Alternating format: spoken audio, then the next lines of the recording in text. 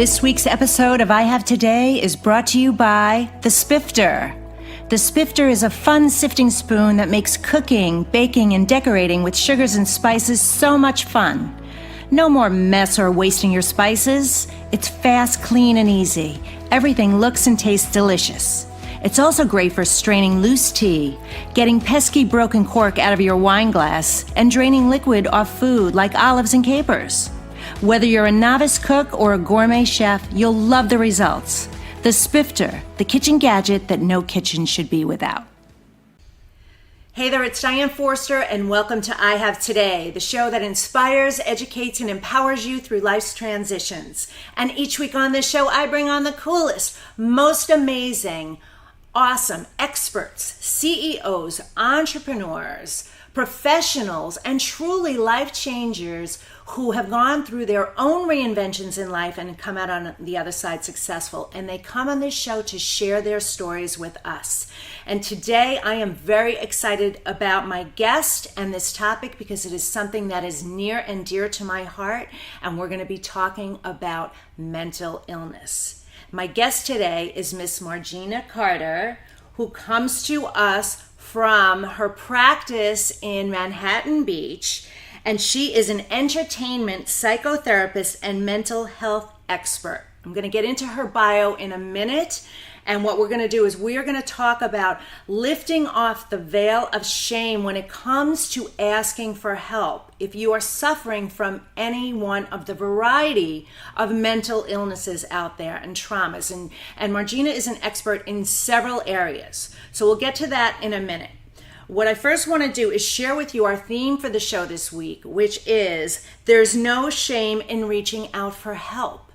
You know, my own journey and story, if you don't know who I am, please go to my website at dianeforster.com and read my story of my own breaking moment and my own suicide attempt that was invisible to the outside world. No one knew what was going on with me. And thank God I had the experience that I had in the bathroom that day, and I reached out for help and I turned my life around. So if I could do it, anybody could do it. You could do it too. But the key was reaching out for help the very next day that it happened. And I reached out and very openly said, I need help. I'm changing my life. And so that set me down that journey. So if you're interested in reading my story, it's in my book, I Have Today, Find Your Passion, Purpose, and Smile Finally, or you can read the whole thing on my website. But we're going to talk a lot about that. And so it's really, really important that you understand, you or anyone you know who you think might be needing help, speak up. That is just the number one thing that you need to do. Do not suffer in silence. So that's our theme. And our intention statement this week is, I have today to speak up when I need help and support.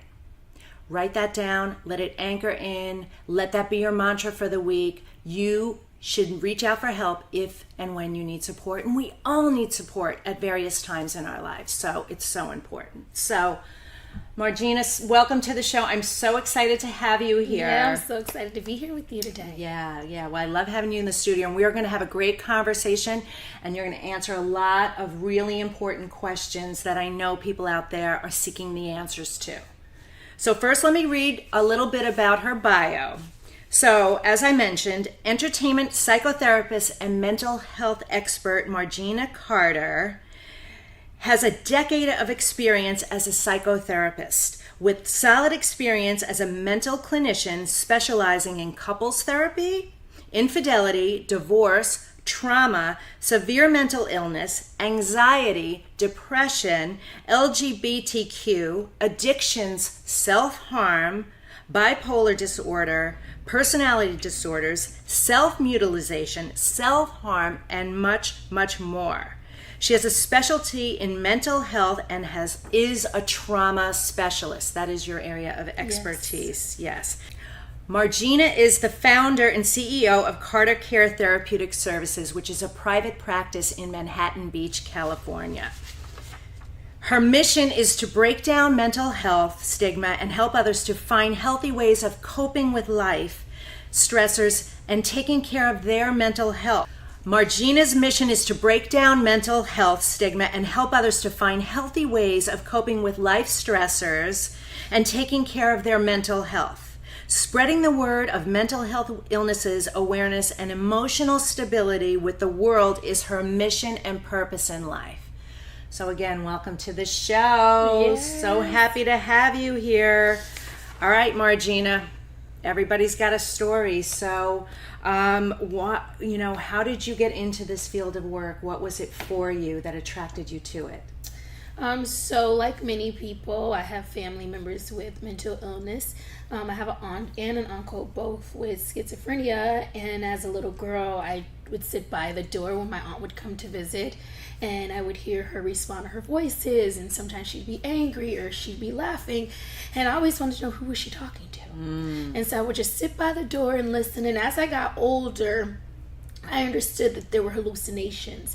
And that is what really interested me in the mind. What about our mind, or what sort of illness could make us feel things that are not there, see things that aren't there, hear things that aren't there? And so for me, that was really my purpose on helping people to understand mental illness, to decrease the stigma, and to really educate people on what is mental illness. Okay. All right. Well, it's fascinating work, and I'm so fascinated with the brain and the mind too. And a lot of the stuff that I do is mindset. And I know that mental illness is such a, there is this stigma with it, and it's the kind of thing you can't see it. You can experience it from somebody, but so of the areas that you work in, what is the area that you're most passionate about? The work that you're doing. Yeah, so it really is removing stigma. That is the part that's most passionate, because I feel that if we can remove stigma, then we can save lives. If we could have people reach out for help, I think there will be a lot less mass suicides, mass shootings. Just the other day, the shooting in Texas, and I think that if we could reach out for help, or if there was that ideal that it's okay. A lot of times when there's the shootings and these crimes and people committing suicide, there was always a family member said that we knew that something was going on. Yes. And we tried to reach out, or we didn't know what to do, but because of stigma and because of all the stuff that goes on with police, people are like, don't call the police.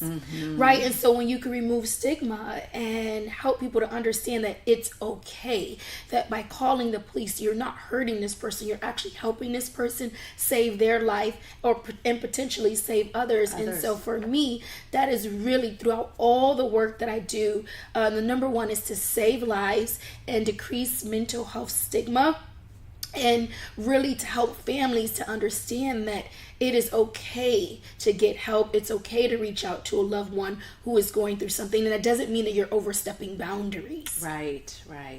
Okay. Okay, so getting into this, what has been the biggest challenge for you in this, This is difficult work that you do, Yeah. I think the number one challenge for me was understanding that I can't help everybody. As therapists and as just providers or people in this work, you want to feel like you can help everyone. Right.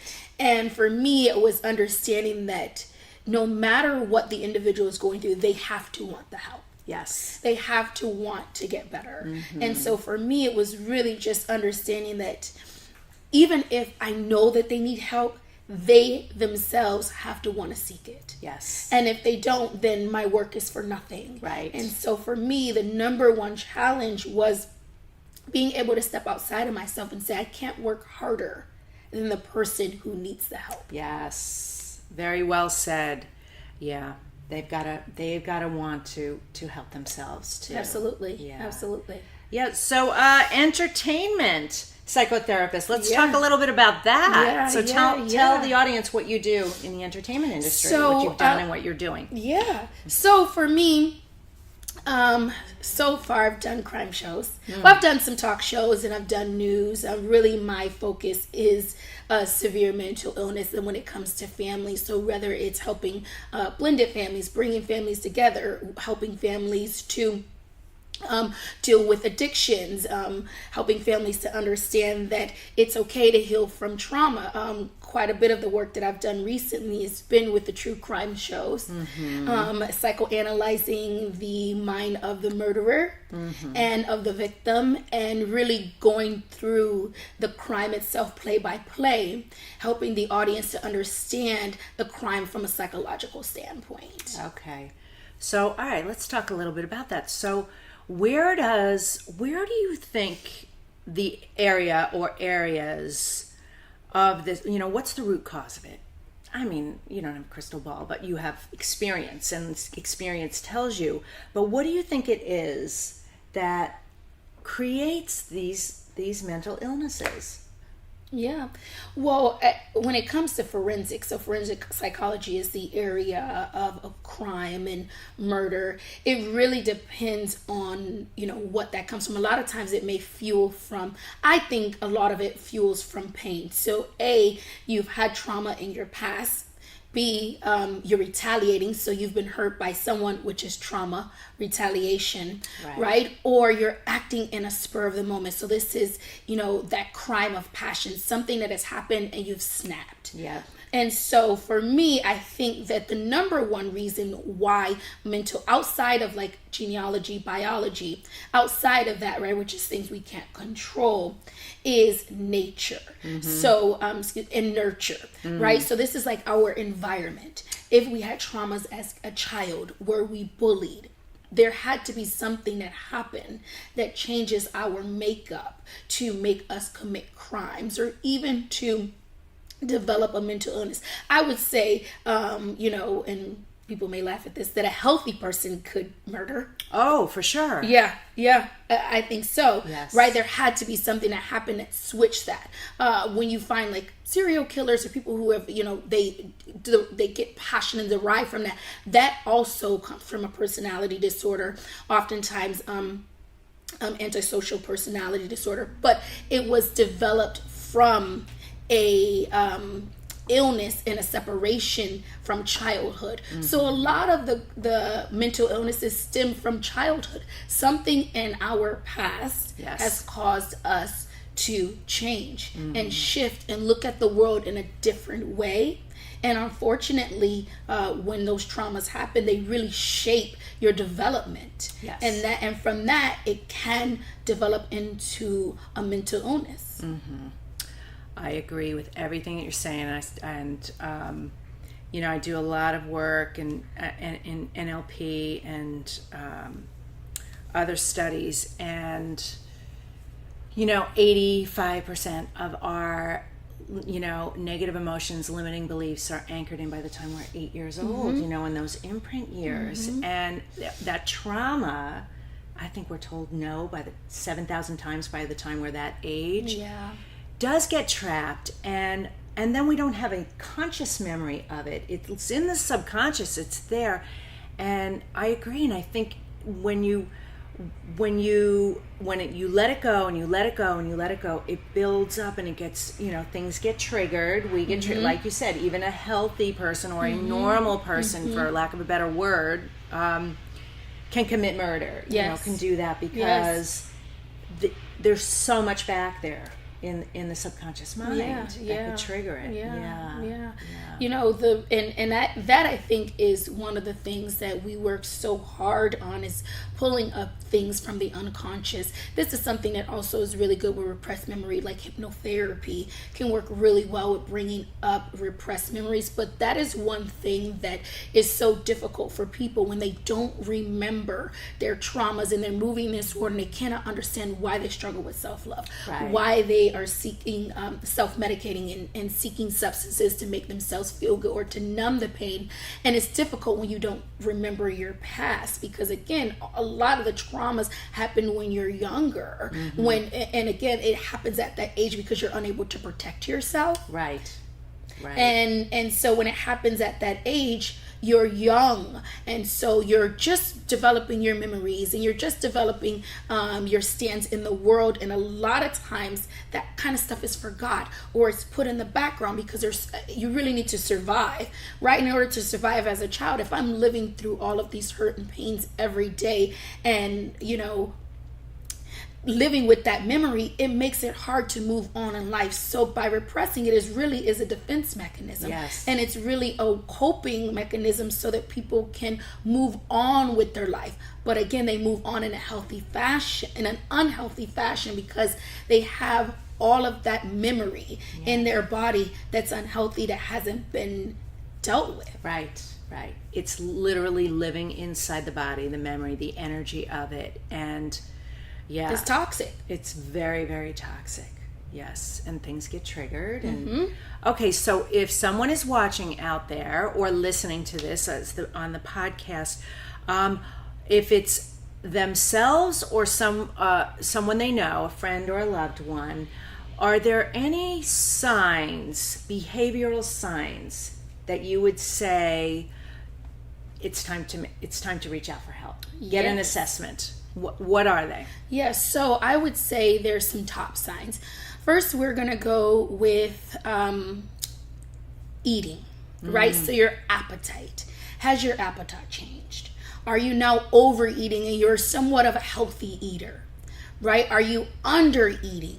Looking at the changes in your biological functioning is the telltale sign that there is something wrong. Change in sex drive. If you're someone who has a normal, healthy appetite and then all of a sudden you're withdrawn, right? Or you notice your partner says, hey, recently I've noticed you've been a little bit timid towards sex, right? What is that saying about us? It's our mind trying to communicate that there's something wrong. Oversleeping.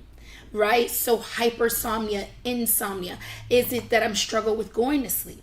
Am I sleeping for extended periods of time? Struggling with getting out of the bed, right? Not wanting to open the blinds, wanting to stay in that darkness. And that's indicative of what's going on in our mind.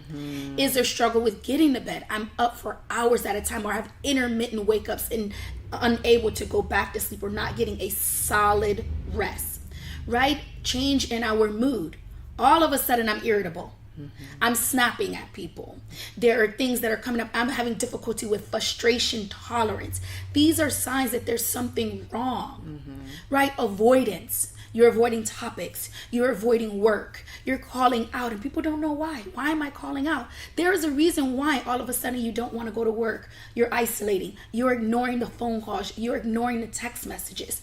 It's something that's wrong. And unfortunately, when our mind is sick, right, we call it a mind with a cold, it can't communicate, hey, there's something wrong. Right. So it tells our body signs here and there, so that at some point we can listen. And then lastly, when you don't listen to all those signs, what happens is then you start getting pain. So you'll get a pain in the knee. It'll start manifesting it'll into start physical ailments. Yes, and symptoms. Physical symptoms. We call it somatic. You'll get chest pain. And what happens is your mind will say, okay, you're not going to listen to the difficulty sleeping, the irritability. We're just going to give you severe chest pains, make you feel like you're having a heart attack. You'll go to the ER and they'll say, there's nothing wrong. That's anxiety. You need to go see a therapist. Yes. And so it's important for people out there to understand that if you're not listening to your body, then it will literally attack itself, and you'll end up going to the hospital in some way, but then your doctor will reroute you right back to a therapist. Yes. And I love that, the way you said it. I also believe it's also, what's going on universally, spirit, like the gods, the whispers, they get louder until finally they're screaming and they're knocking you down until they put you in a place where the beautiful thing about it is you end up where you're supposed to be going anyway, but you gotta speak up. How much better would it be if you addressed it early on, like as soon as the symptoms started happening, go, something's not right. This just doesn't feel right. So thank you. That was a great list of warning signs and red flags that you've got to be paying attention to. So, okay, so I'm going to ask you a question I ask all my guests, which is, how do you live the I Have Today way, which is intentionally in the present moment each and every day? For me, number one is like accepting my flaws. I just have to accept that there are some things about me that are not perfect, right? I accept my flaws and I'm okay with the negative parts of myself. And throughout that negative piece of myself, I really try hard not to allow those to guide me. Okay. I allow the positive parts of myself that I like to guide me until I'm able to work on those negatives. And really is about being happy. Happiness is a choice. I really work every single day to be happy. Yep. Every single day. Even in the worst moments. You know, people say, oh, I woke up on the wrong side of the bed. Well, that's because you have that choice. You've chosen to have a wrong side of the bed. I don't have a wrong side of the bed. So whichever way I get off is going to be good. Yes. Right? And so for me, it's about being intentional with my life, having a purpose. And my purpose and my mission is to be happy.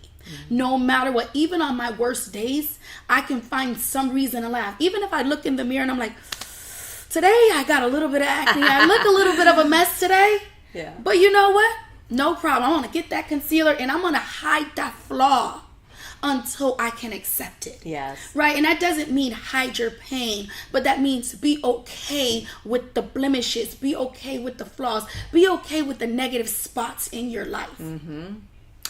Yeah. If you be grateful for foundation and Yeah. and concealer. Yeah. Like, in those moments, it's like, that's what I do. Oh, thank God for concealer.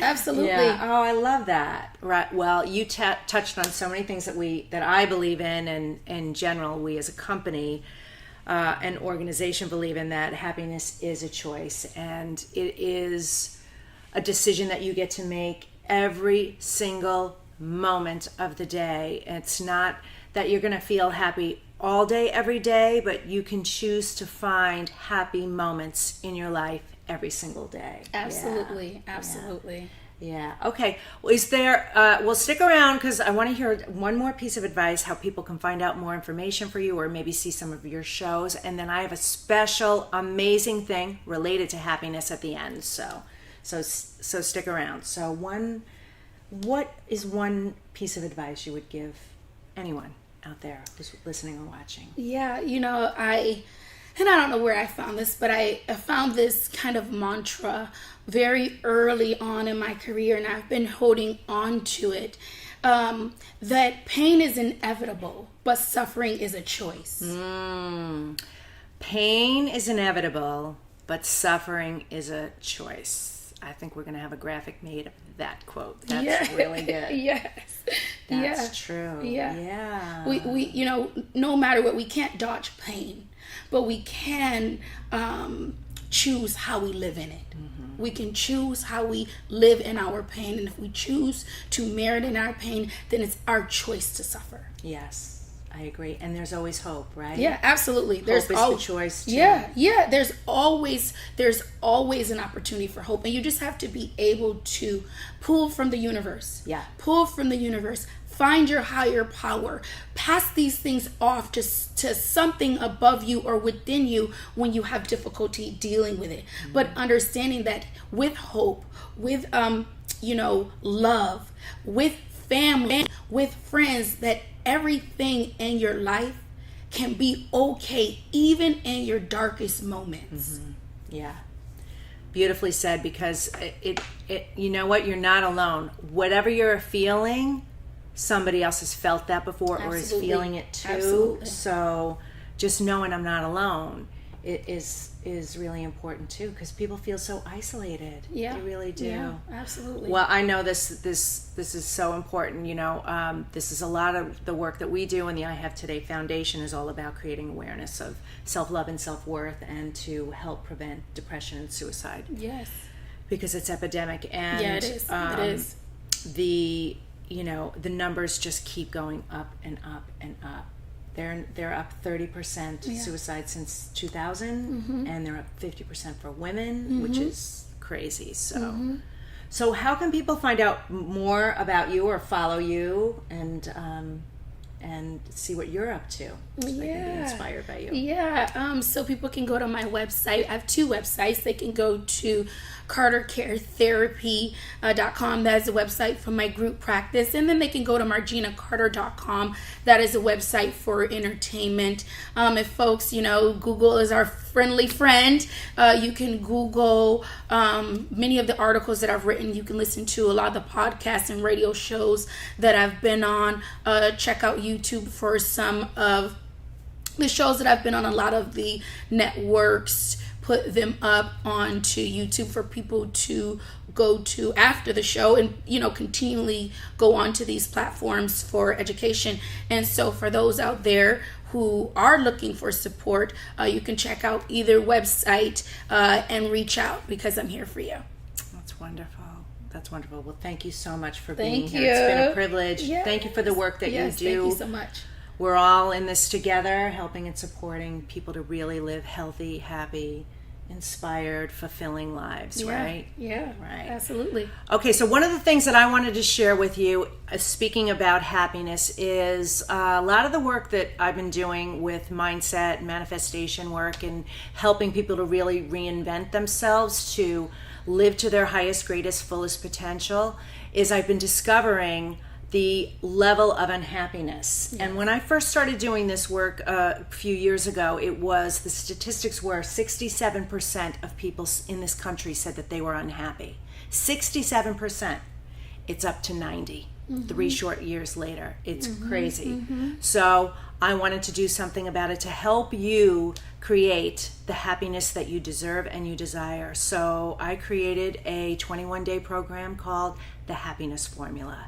Very easy, very affordable. It's just going to guide you through and get you to your truth and the answers of what that looks like for you. And it's not just about adding things and learning things. It's also about removing things from your life. So we broke it down in 3 easy modules for you, and you're going to feel so much happier in 21 days or less. It is my promise and guarantee, or you get your money back. So what we're going to do is we're going to have a link for it below in the description, whether you're watching this here on YouTube or on our website or listening to the podcast, to find out more information about it there. So again, it's called The Happiness Formula. So check it out.